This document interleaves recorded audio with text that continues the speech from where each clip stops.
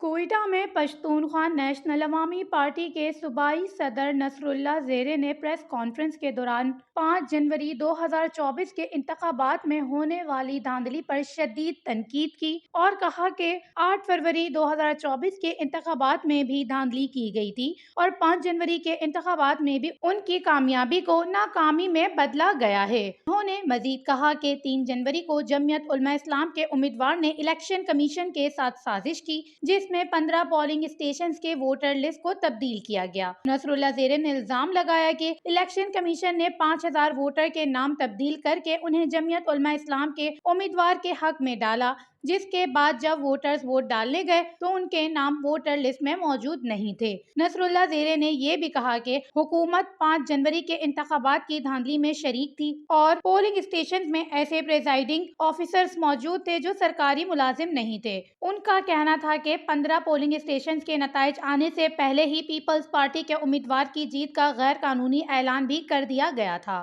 انہوں نے election commission کے عملے پر الزام لگایا، چیف الیکشن کمیشن سے مطالبہ کیا کہ وہ انتخابات کے نتائج کے بعد استعفیٰ دیں اور پی بی حلقہ 45 کی عوام کو انصاف دینے کے لیے دوبارہ انتخابات کرائیں۔ وش نیوز، کوئٹہ، بلوچستان۔